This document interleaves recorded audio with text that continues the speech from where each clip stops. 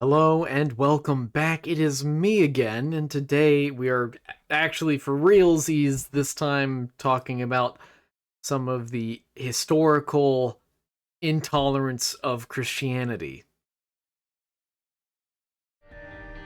And today we are up to the challenge number 16, Computer Savvy. This is a much needed challenge. It's a very easy challenge too, but I really would like Tech 0. Anyway, or is it Tech Point 5? I think it's Tech Point 5. Anyway. Ooh. Hold on, let me get the perfect... That should be good. Yeah. Oh, very good. Very, very good. Okay, so last time, previous two times, in fact, I discussed the Edict of Thessalonica and Christianity and various religious tolerances in the ancient world. Okay, I am weak. I need to remember that.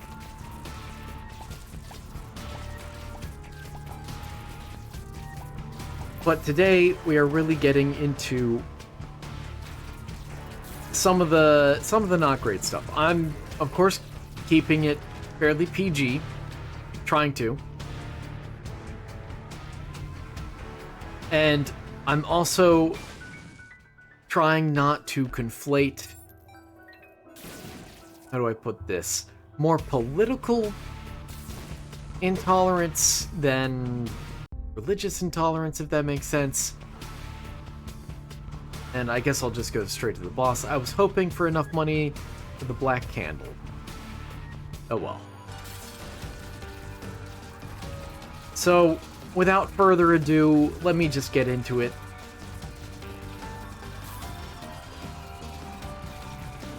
I don't have much to say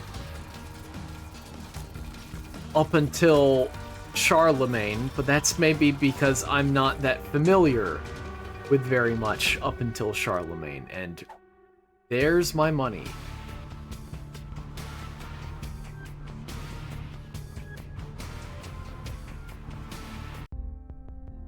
Yes, please.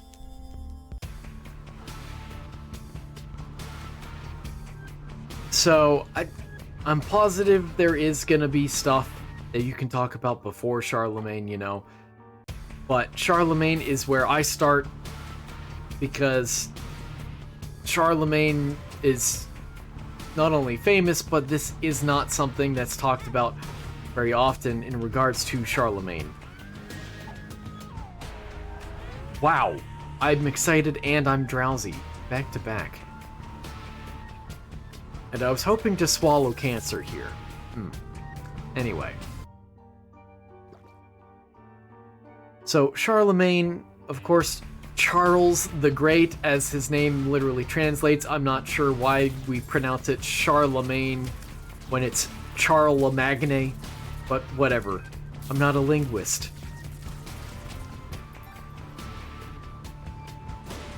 The Frankish king, the first of the Holy Roman Emperors, I believe, if memory is serving me correctly. He did a whole bunch of stuff. He established a whole bunch of stuff. He also did force people to convert to Christianity under threat of death.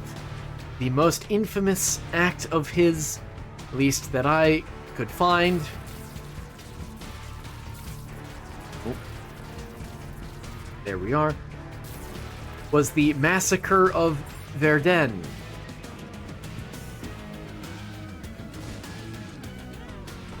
I'll do this. Yeah, die.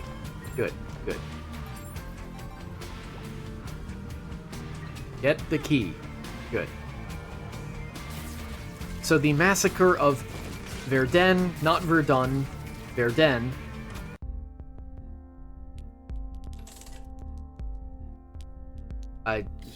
It's cheap. I like cheap things. And we're back to that. Okay, weird. Yeah, no, I'll leave. So the Massacre of Verdun is where, as part of Charlemagne's 30-year-long campaign to try and Christianize the Saxons, he had 4,500 of them killed because they didn't convert to Christianity like he wanted them to. He also, earlier, did destroy a place of pagan worship as well, by the Saxons' place of worship, I should specify. Again, all part of his 30-year-long campaign. More tears. I guess. Why not?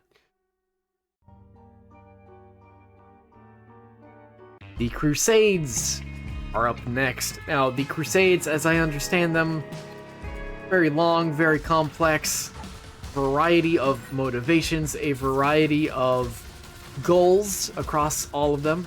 Hey, gulp. So it's difficult for me to say that the Crusades were exclusively for religious reasons. I mean, on the surface, they certainly were, but a desire for religious worship being the... how do I put this? I don't consider the Crusades to be as religiously motivated as other people may say, because only some of the parties involved and only some of the actions taken seem to really be based on religious practice, with a lot more of what was going on being, in my opinion, either political, if not ethnic, in nature. But regardless, the Crusades did end up killing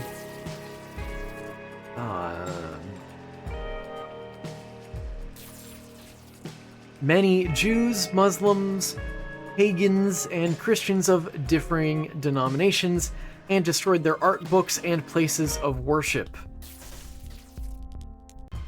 So yeah, a lot of destruction, really. I should also mention the Inquisitions. Yes, the Spanish Inquisition is part of that, but it's not really, I mean, kind of. The Spanish Inquisition is maybe even a topic for another day about, like, historical fake news, because it kind of is. You'd never expect it, but it kind of is. But Inquisitions brought about by the Catholic Church, and even 2020 split. Huh. And I have a purple shield. Inquisitions really started in the 12th century. Okay. But they really picked up when Protestantism took off in the 16th century, and generally involved violence, isolation, torture, or threat of those things. However, looking at official historical records, many Inquisitions actually resolved with penances, that is, people agreeing to say they're sorry, more or less, and try to make up for the things that people had against them. But people who were unrepentant about their heresies, at least heresy according to the Catholic Church, were often handed over to more secular governmental authorities and were often either sentenced to life in prison or were executed. So, yeah, the Inquisition was pretty bad, pretty intolerant, I would say.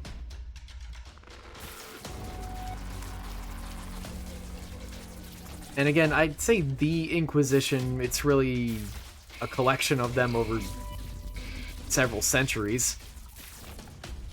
But still. And ironically enough, even the Protestant movement was fairly intolerant. Shot speed down. Okay, that Doesn't affect me at all, and I don't understand why I didn't get both of these guys. I guess their hitbox is a little smaller than a rock. Huh.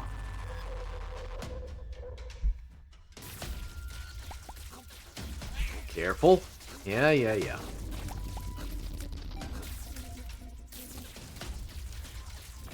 Well, I've certainly got the keys. Oh. I'm not interested. Anyway, we can really see the intolerance of the Protestant movement both in England and even in the colonies through the Quakers. So, I believe I mentioned the Quakers in an episode past. I don't remember which one, actually.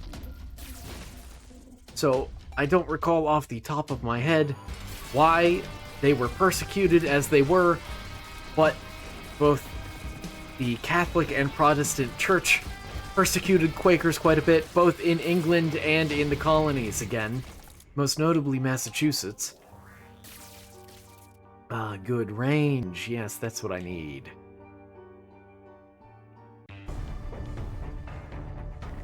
Ooh. And yeah, I'm gonna gloss over the history of, not just Native American contact with Christianity, but also African contact with Christianity. Because Ethiopia aside, a lot of African contact with Christianity, unfortunately, in many ways, mirrors, in some ways, not maybe always, but does mirror Native American contact, in that while there were maybe some earnest people who went to the Americas or went into Africa to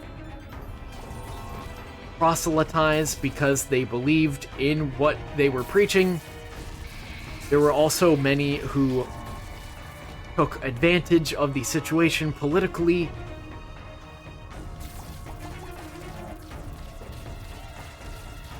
and saw the spread of Christianity more as a spread of their own culture or a way of getting rid of the native culture or yuckier stuff. There's me keeping it PG, I guess.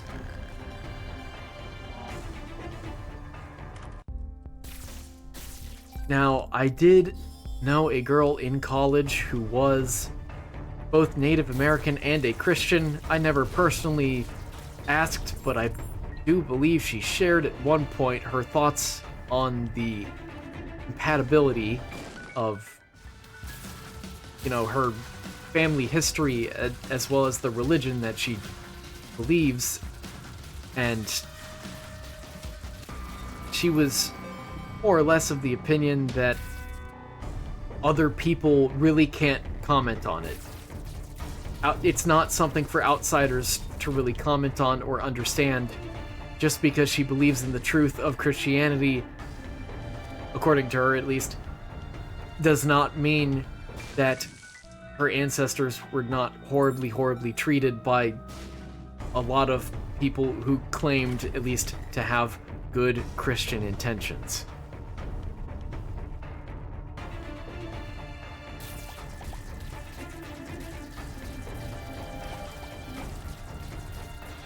Okay, you stay back there.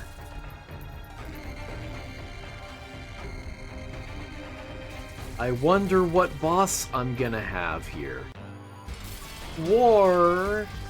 No way!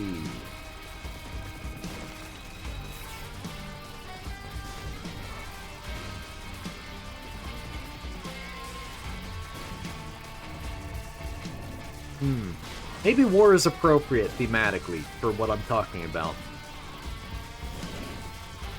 Oh. Okay, this is good, this is good. Stay away from me, please.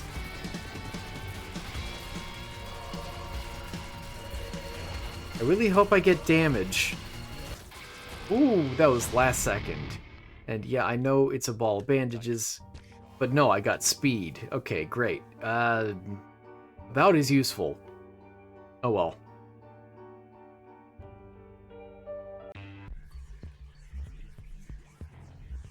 Anyway, you could very much argue that religious intolerance still exists within Christianity even today, although a lot of that emphasis has, in my opinion, switched from being religious in nature to being more political in nature.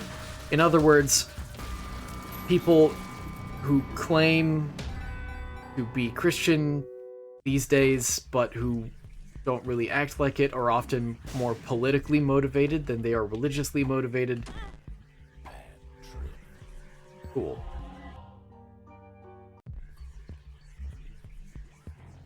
But it is still something that needs to be talked about. It is still something that needs to be mentioned in regards to Christianity.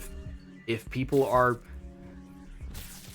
actively destroying other cultures in the name of Christ or whatever. Oh. Ooh. Then, even though culture, first of all, aside here, Christianity is not meant to destroy cultures at all. It is intolerant of other religious beliefs, yes, but not cultures, insofar as you can separate the two at least.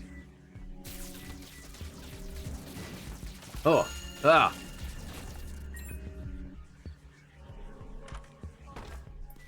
Ooh. Something good? Kind of. A lot of money, though.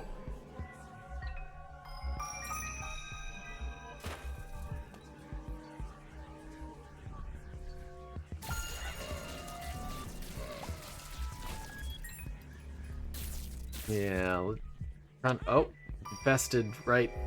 You look like algaes. Yeah, it's fine, it's fine. Wiggly beam. Great. Great. Yeah. No. No, thank you. I am so weak, I'm gonna need to resort to begging the super secret room here for something nice. Well, that doesn't help. It doesn't help either. Sure, I'll gulp. Another infested. Okay, well, I'll have to rely on algaes and a lot of patience, I guess. Whatever's in here. A bad trip. No thanks. Final thing I want to mention about this topic is that if you look at religions as a marketplace of ideas, there's a lot of arguing over whether any religion should be allowed to proselytize. And in fact, the argument has been made a number of times that allowing all religions to proselytize equally is inherently biased towards religions like Christianity and Islam, which are effectively meant to proselytize. It allows those religions to gain somewhat of an unfair advantage over others. Oh. And it is something worth thinking through. Oh, Robo Baby. I thought that would be Tech 0.5. I guess that's a different one. But there are different perspectives here, because you also need to consider that in the case of Christianity and Islam and any other religions that preach a very harsh difference between a sort of in-group and an out-group, even if in Christianity the only one who really knows that identity is God himself, and you yourself, probably, maybe, most likely, but not any other third party. But should also consider the perspective of, if a religion like Christianity is right, then is it really so fair? It's ultimately best for people then to, all convert to Christianity and whatever. And so the whole point of being fair to other religions is moot so long as we are not destroying other cultures in the process. But maybe I'm just a guy on the internet. And again, I want to stress that the other perspective is also important, where you do want to preserve cultures and even religions, and that, as much as I don't want to admit it because it does disadvantage Christianity, maybe it isn't right to have all religions have equal opportunity to evangelize. That's very awkwardly worded, I apologize, but maybe you get what I'm trying to get across here. Maybe you're smelling what I'm cooking. Anyway, thank you for watching. Hope you enjoyed, hope you learned something, and I hope I will see you again tomorrow. Take care.